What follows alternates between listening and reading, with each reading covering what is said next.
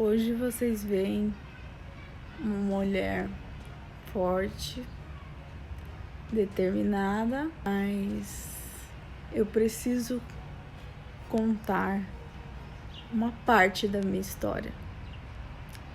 Essa parte da minha história não me resume. Eu não sou coitadinha, não quero ser resumida a isso, mas ela precisa ser contada. O caso da menininha de 10 anos que foi engravidada pelo tio foi algo muito forte para mim, que eu vinha enterrando dentro de mim há muito tempo. E mexeu porque, sim, eu, Jennifer, infelizmente, eu sou mais uma na estatística de vítimas de abuso sexual infantil. Ver isso se repetindo todos os dias e ninguém faz nada. Eu me senti impotente, eu me senti horrível e sim, eu quis fazer isso aí.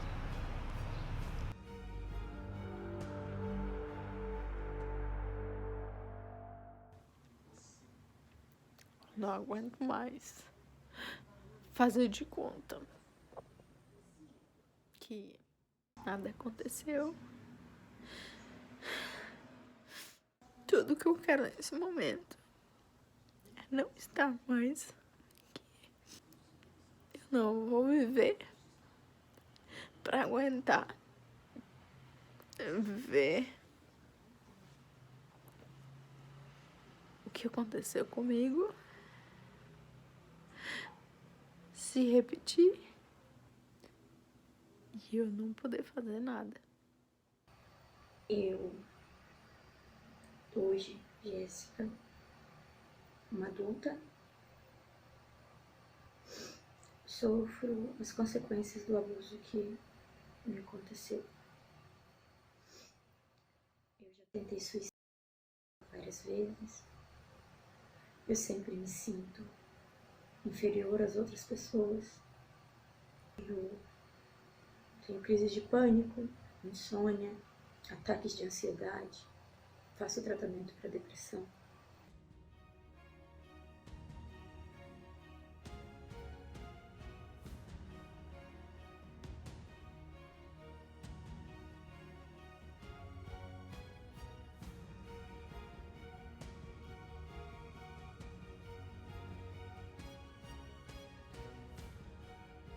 Agora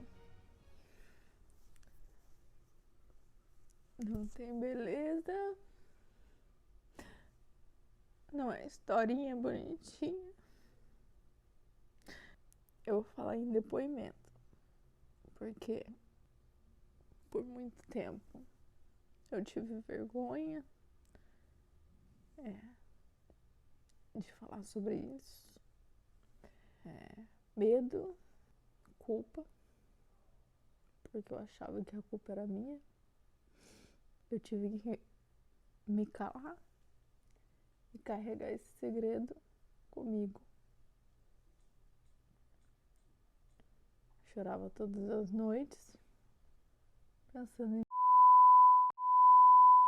Esse relato vai ser um relato forte. Se você tem problemas ou gatilhos quanto a abuso infantil, nem continue assistindo esse vídeo, porque o avô, chefe de família, abusador, pra ele tá tudo bem, pra família tá tudo bem, mas pra mim não tá tudo bem. Pra mim não. Carreguei 17 anos um segredo que eu tive que me calar. Agora, com 30 anos, continuo tendo que me calar, mas eu cansei de me calar.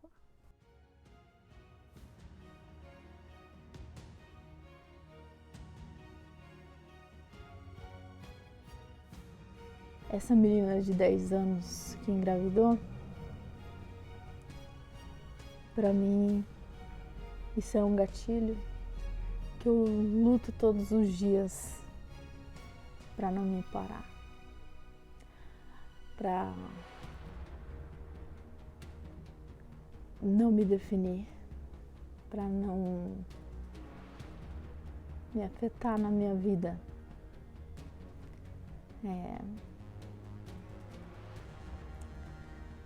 Mas, querendo ou não, afeta. Pequenos detalhes afeta. Eu vou fazer esse relato agora, não com o intuito de provocar essa família, não com o intuito de me fazer de coitadinha, porque eu não sou coitadinha. Eu não sou. Nunca deixei isso me parar. Nunca. Sempre aguentei calada, porque eu sou forte. Com o intuito de alertar pais a fazerem certo. Porque muitas vezes os pais fazem errado por falta de informação. Com esse relato, eu, além de me libertar, de poder gritar, eu quero encorajar vítimas como eu a se libertar também desse peso. Porque eu sei que é um peso, né? Que a gente carrega dentro da gente. É uma culpa que a gente carrega, impotência que a gente carrega. Então, se você tá passando por isso, ou passou, não se cale. Eu me calar durante 30 anos só acabou comigo. Acabou comigo. Eu fui definhando esses 30 anos, guardando isso pra mim. E quando eu finalmente pude falar pra minha família materna, que é a que me ama, que é a que me defende, nossa, foi um alívio tão grande. Aos 17 anos, quando ele foi descoberto, e minha mãe veio me contar, nossa, foi uma libertação tão grande. Porque eu achei que eu ia morrer com esse segredo. Porque eu achei que eu nunca ia ter coragem de falar sobre isso. Porque eu tentei várias vezes falar, mas não saía. Eu tinha vergonha, tinha medo. Não tem explicação. Então, se com esse meu relato aqui, se com essa minha exposição aqui, eu puder ajudar uma criança sequer, encorajar uma criança sequer a falar, a gritar pro mundo, já valeu a pena. Quero ressaltar aqui que a minha mãe é a pessoa mais incrível que eu já conheci. Ela é maravilhosa.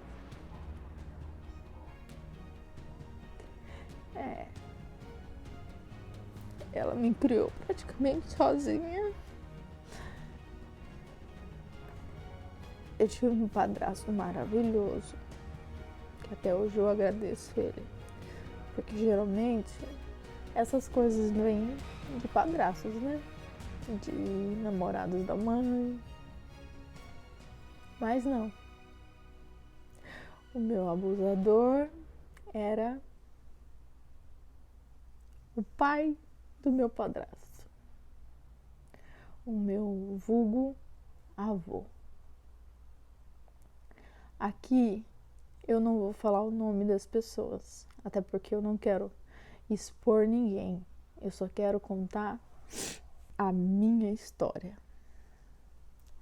para que isso possa servir de exemplo para que outras vítimas possam se libertar. Quando minha mãe casou com esse meu padrasto, ela se mudou para uma região, não vou falar qual, mas que morávamos meu padrasto, minha mãe, esse meu avô, minha avó postiça, esse meu avô postiço, essa minha avó postiça, que inclusive eu quero dizer que era uma avó espetacular. Ela me considerava realmente como neta, não tenho do que reclamar dela, mas eu não era neta biológica, então eu fazia de tudo para ser aceita na nova família, né? Esse meu avô postiço, desde que eu me entendo por gente, não lembro bem a idade, mas desde os meus 3 ou 4 anos até os meus 12 ou 13 anos, abusou de mim. Vocês podem imaginar que ele fez isso porque eu não era neta biológica, mas não. Ele fazia com a neta biológica também.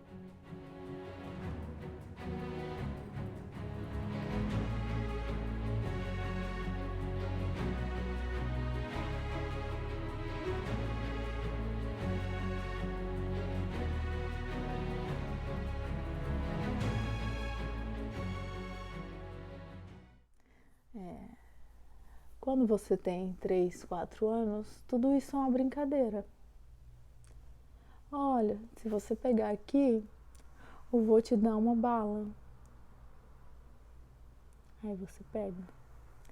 Olha, se você pôr a boca aqui, eu vou te dar 10 reais. E você faz. Só que o vô vai contar uma história, mas vocês precisam ficar todas deitadas embaixo do banco, porque eram várias netas, né? Que morava muita gente junto. E levantar as pernas e abrir para vocês entenderem a história. Quando na verdade ele estava contando a história, olhando para calcinhas de e mexer na genital, porque ele achava isso erótico. Na frente de todas as pessoas, ele me abusou e ninguém via. Senta aqui no colo do vô. Aí os pais, na inocência, vai lá, dá atenção pro seu vô. Você senta, ele já está com a preparada para roçar em você. A criança passar, ele bater na bunda e falar: tá crescendo, hein? Bate na bunda, sapequinha. Outra prima minha, a sagitariana, que eu não vou falar o nome dela porque ela não me autorizou e não sei se ela teria coragem de falar também, porque também sofreu com isso.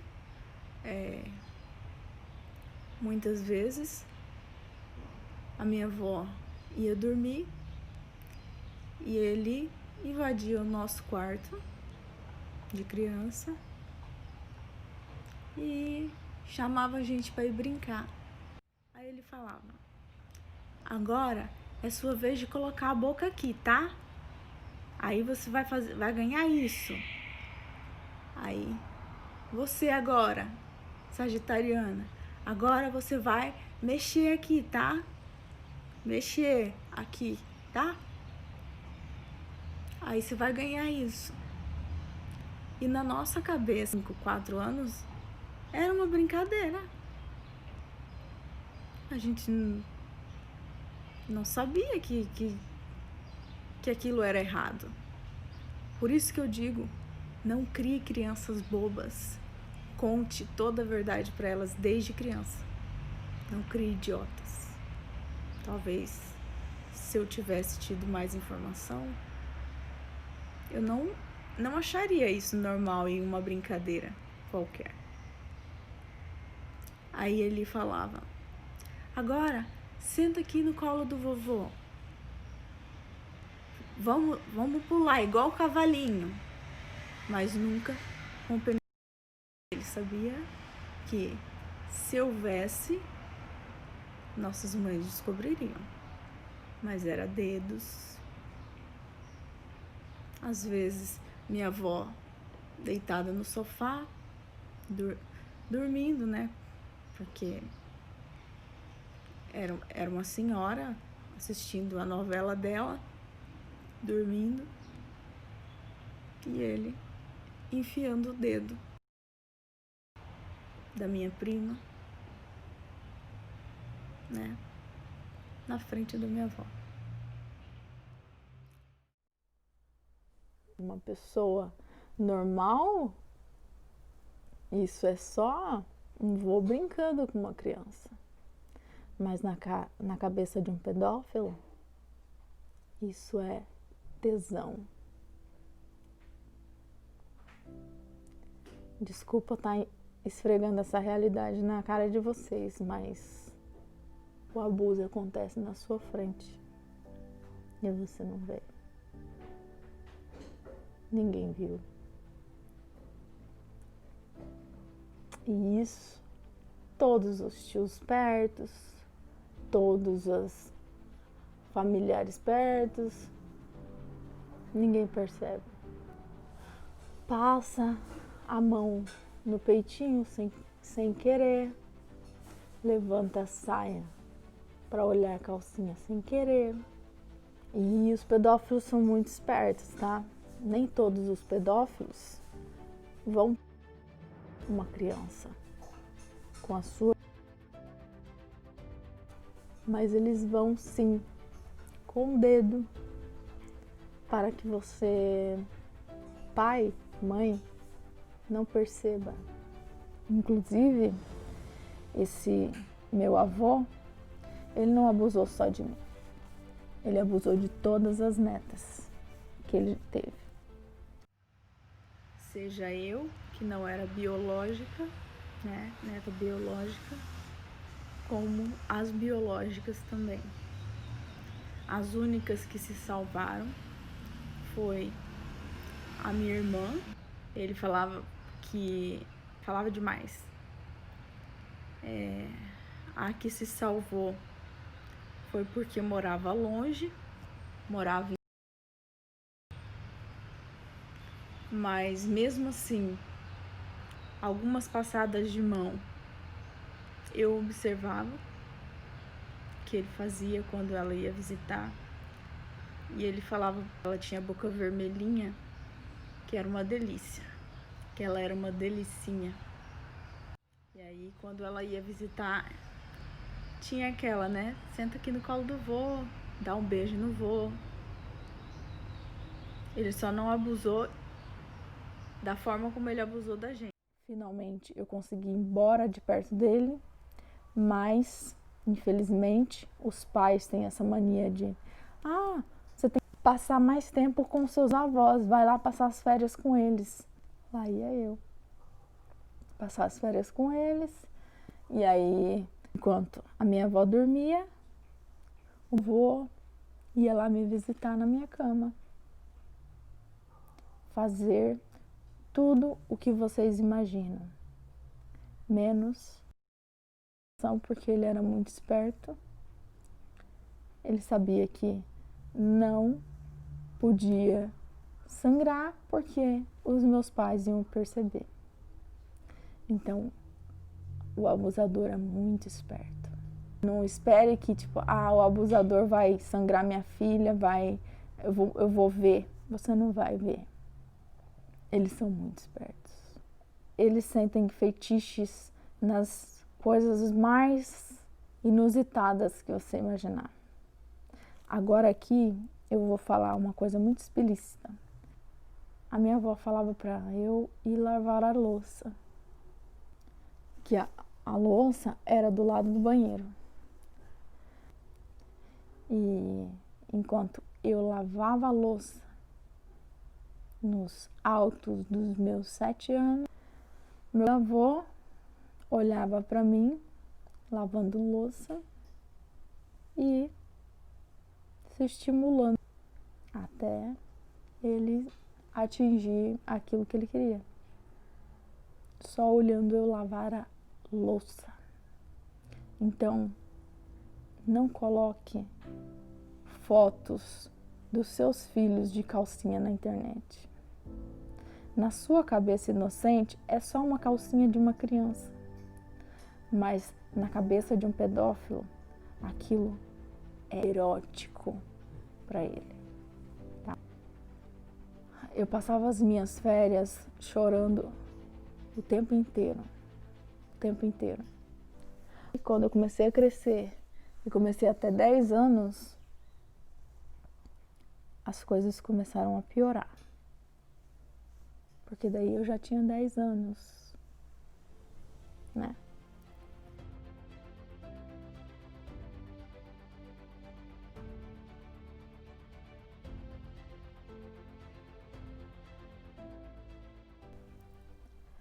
Então, ele me fazia sentar. Isso vai ser bem explícito. Não sei nem se eu posso falar isso. Mas ele fazia sentar no ele e, como vocês sabem, sai um líquido. Eu, na minha inocência de 10 anos, que nunca meus pais explicaram nada sobre sexo, nada sobre nada. Só explicaram como é que o bebê vinha, que não era da cegonha. Mas eu tive a minha primeira menstruação com 10 anos. Então, quando ele passava aquele líquido, que não era o orgasmo em si,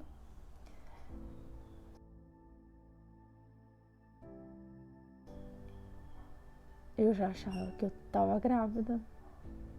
Eu entrava para dentro do banheiro em prantos. Eu lavava feito louca.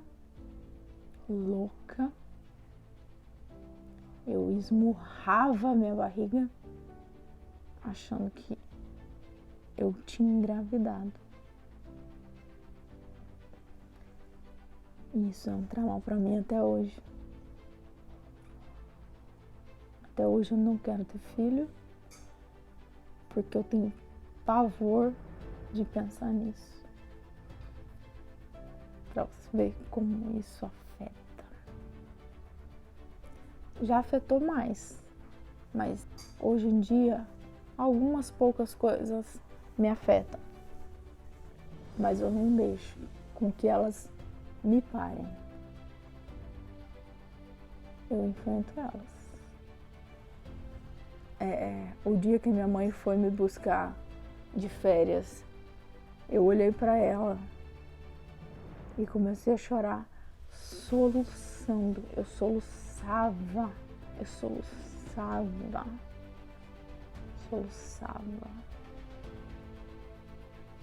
Porque eu via nela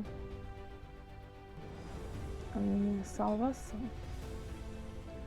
que eu finalmente ia embora dali. Tinha acabado minhas férias do horror.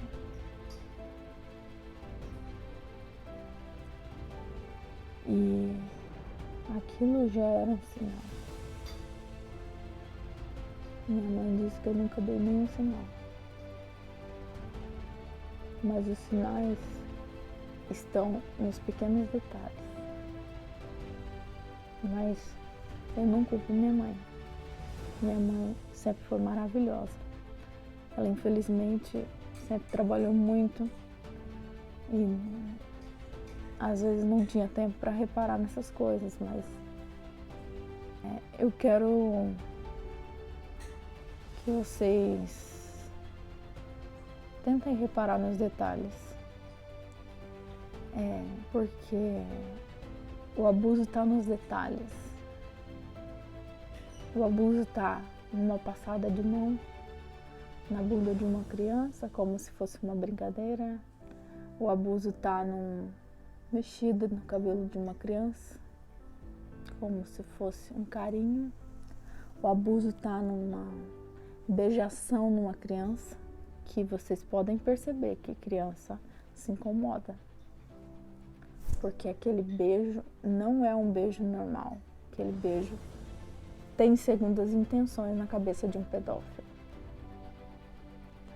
Aí você me pergunta, por que você não contou pra ninguém? Que é a pergunta que todos os pais fazem e a pergunta que todo mundo faz. Eu vou te responder. Para uma criança, um abuso é uma brincadeira. E eu tentei várias vezes falar pra minha mãe, mas eu não sei se vocês já passaram por uma situação dessa. E olha que minha mãe sempre foi minha melhor amiga. Mas nessa questão de sexo em si, era sempre um assunto muito nebuloso. Ninguém queria conversar sobre isso. Então, várias vezes eu falei, eu vou falar. Eu falava, eu vou falar. Chegava na hora, eu travava, não saía, simplesmente não saía. Eu não conseguia falar. E esse segredo nas minhas costas era como se fosse um monstro. Resumindo, eu me sentia culpada, porque a gente pensa, por que eu não fiz nada? Por que eu não lutei? Então, por muito tempo, eu achei que eu era culpada. Eu tinha vergonha, nunca tive coragem de falar.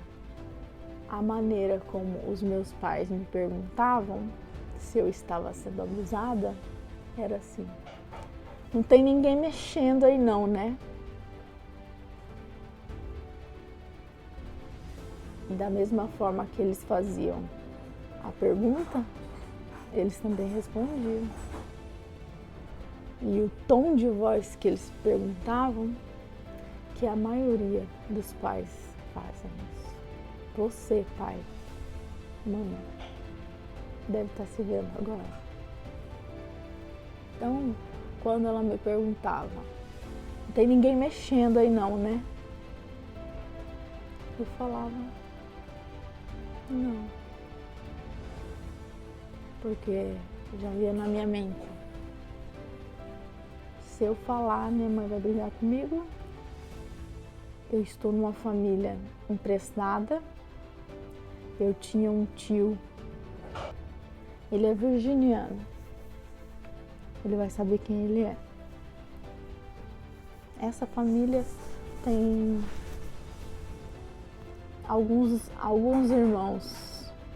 Não vou falar quantos para não identificar. Mas esse tio, ele era muito difícil. Então, ele seria a primeira pessoa a me desqualificar. Uma criança de 5 anos falando que o pai da família, né? Vou falar a família inteira, ó. Autoridade. Uma criança que nem era da família. Era adotada da família, né? Então,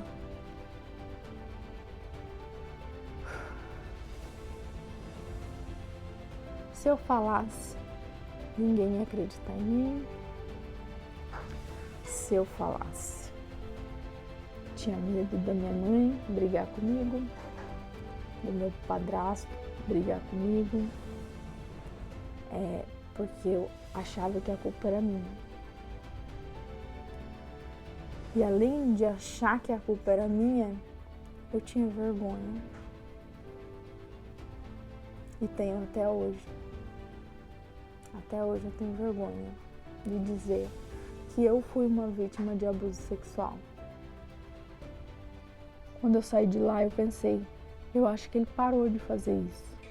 Acho que ele não vai mais fazer isso, porque acho que ele fazia isso só comigo e com a minha outra prima. Porque a única prima que ficou lá era uma bebezinha. Falei, acho que uma bebezinha ele não vai ter coragem de fazer isso. Eu estava tomando café junto com a minha mãe, meu pai e meus irmãos. E a minha mãe falou, tem uma coisa importante para falar para vocês.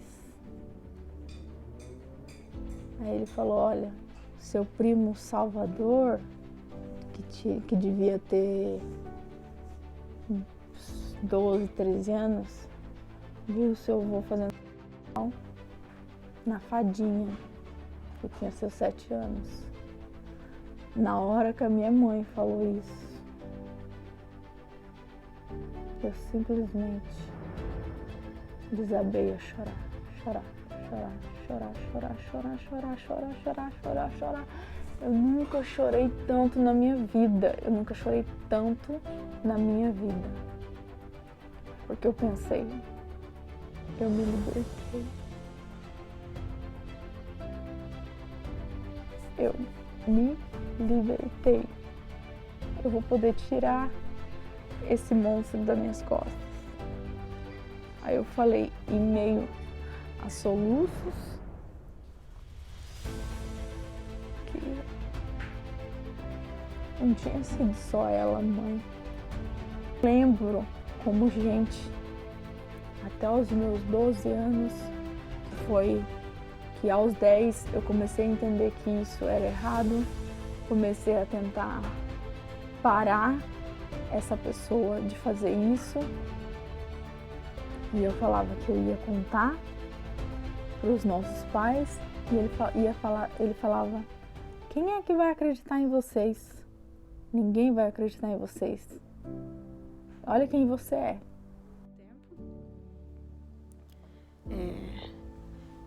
Esse mesmo tio, quando soube que não tinha sido só a filha dele e que tinha sido eu e mais todas as netas, esse meu tio veio me interrogar, mais a minha tia. E eu já me sentia culpada todos os dias por ter acontecido isso comigo. Mais uma vez, eu fui culpada, porque eu ouvi o seguinte questionamento: mas por que você não falou? Eu falei, eu não tinha coragem, tinha medo, tinha vergonha. Aí, de novo, esse meu tio, no momento também me magoou, que ele me disse, se você tivesse falado, a minha filha não teria sido abusada. Ou seja, a culpa da filha dele ser abusada foi minha, não do abusador. Então, eu tenho culpa por ser abusada, eu tenho culpa por ele ter abusado da fadinha. Eu tenho culpa por não ter falado. Aí agora que eu quero falar, eu tenho culpa por falar. Então, eu sou a culpada.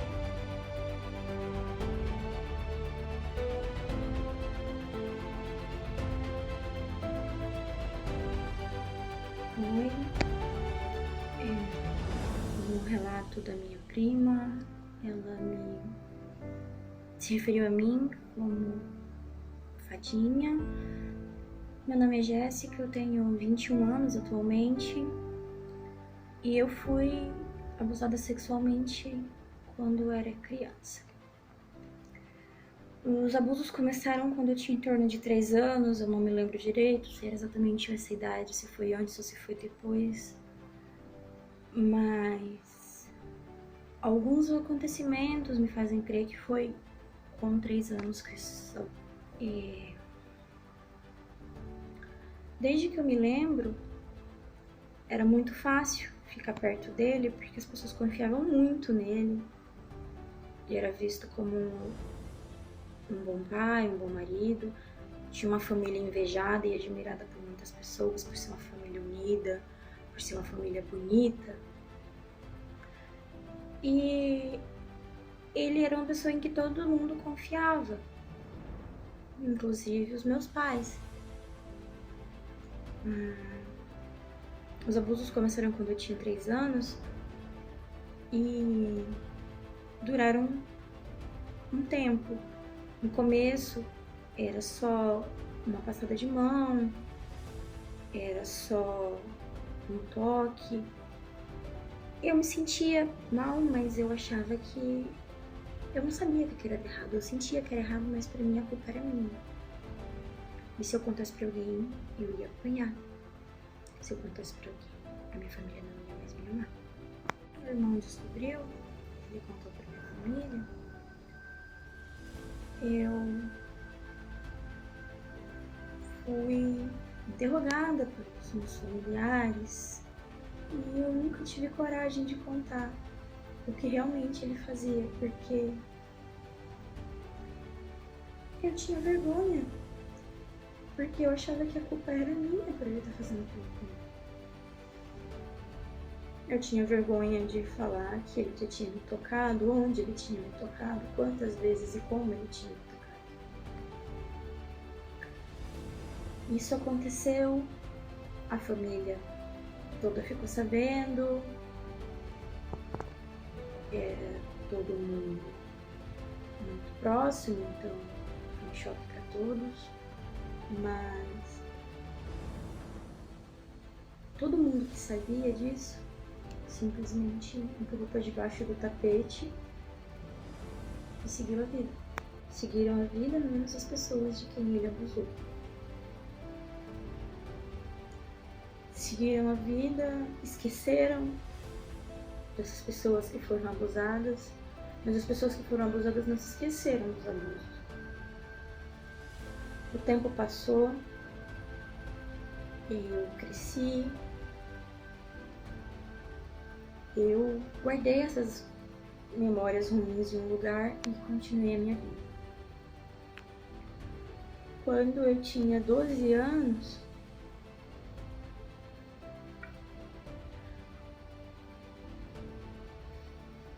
uma das pessoas que eu mais admirava nesse mundo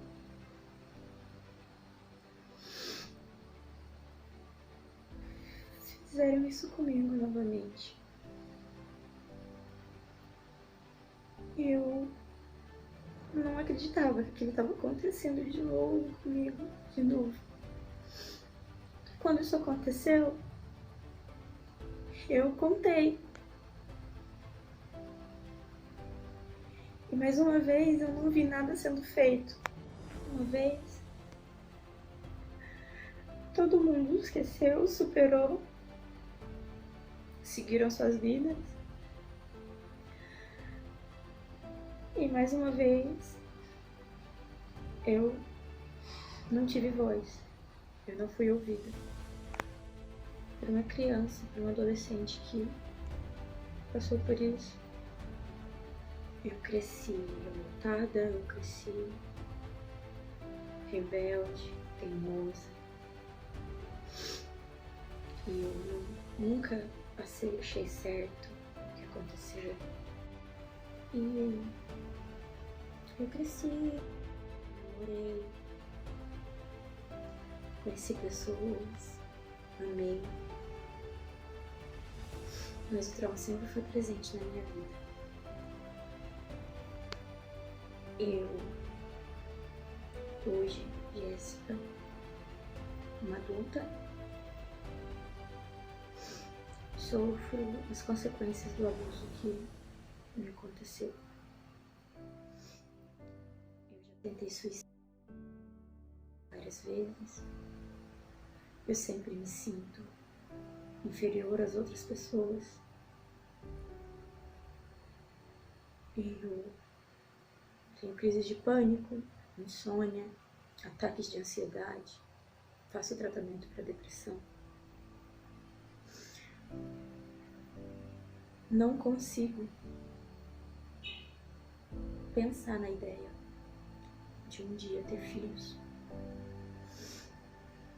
Eu não consigo imaginar um mundo desse fazendo isso de novo com uma criança.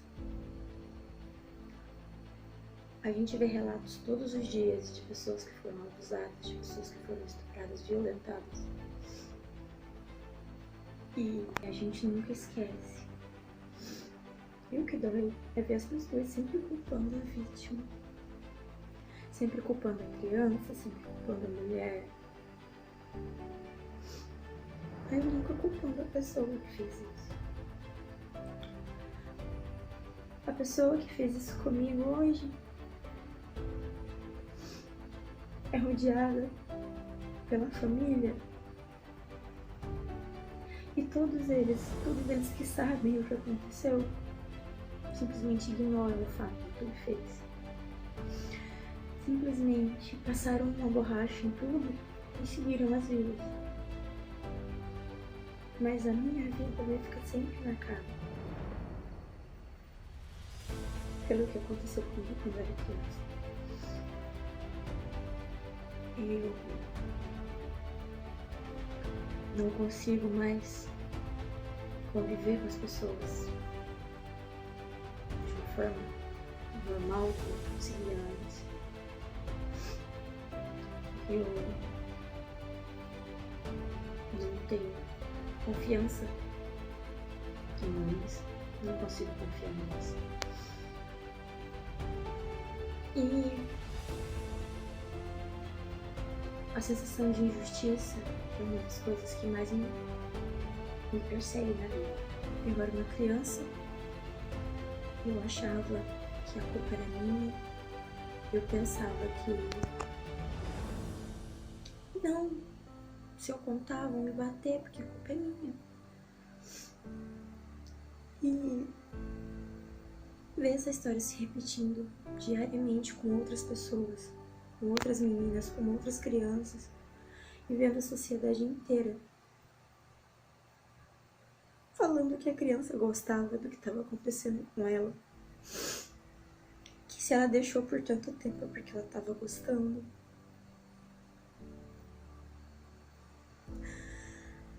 A criança não estava gostando. A criança não faz ideia do que é aquilo que está acontecendo.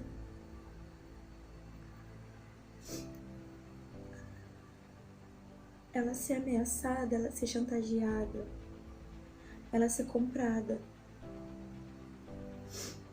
e achar que ela é a culpada. Eu sei que em algum momento vai haver mais justiça pelas pessoas que são abusadas. Vai haver mais compreensão, vai haver apoio.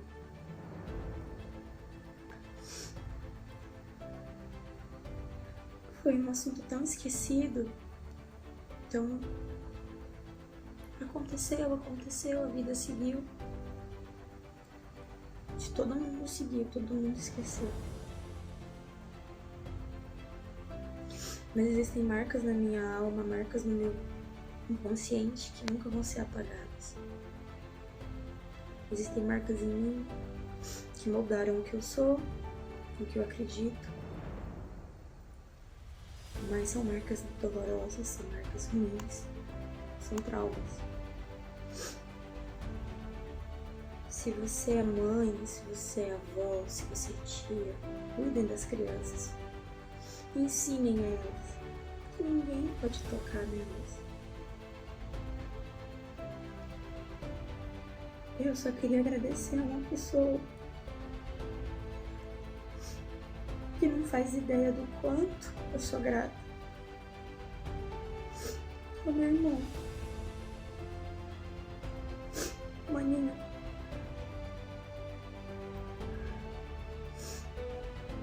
Você colocou fim numa tortura. Você colocou fim em uma coisa que vinha se repetindo várias e várias vezes e não só comigo. Obrigado pelo que você fez. A gente era criança.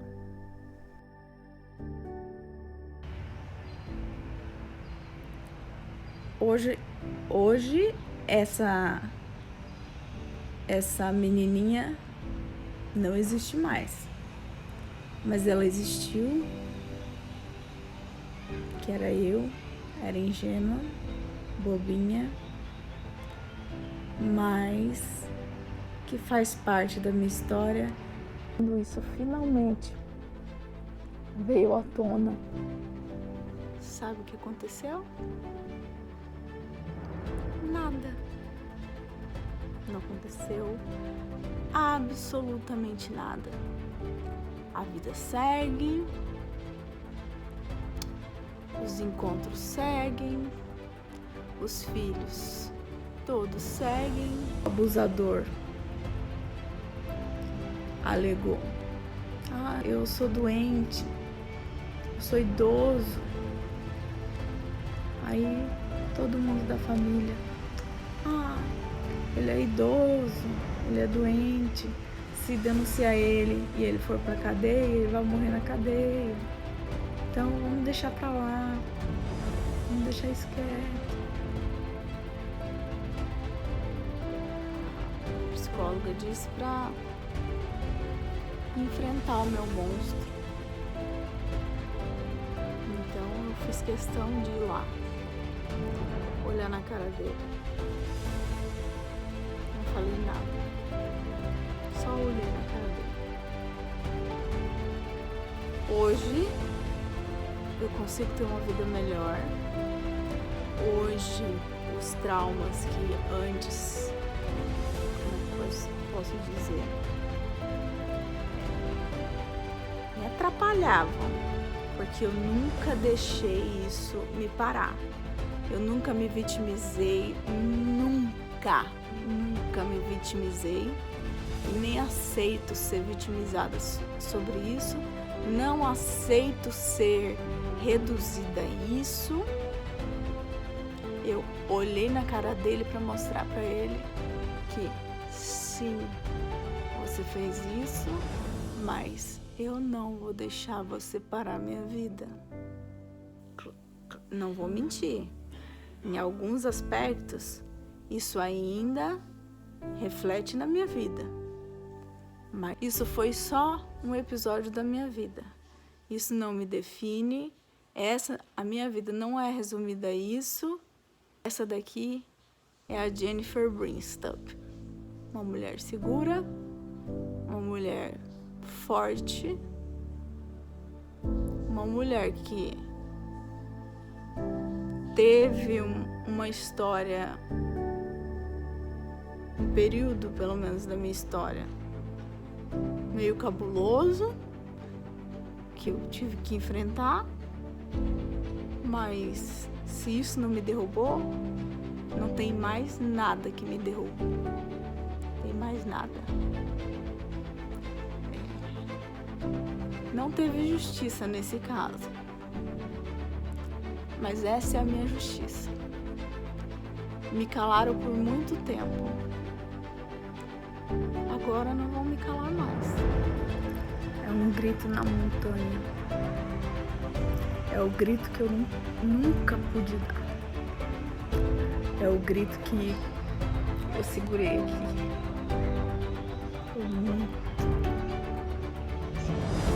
por 30 anos. Que finalmente eu decidi gritar. Se com essa minha exposição aqui, se com esse meu relato aqui, eu puder abrir os olhos de alguns pais para pequenos detalhes,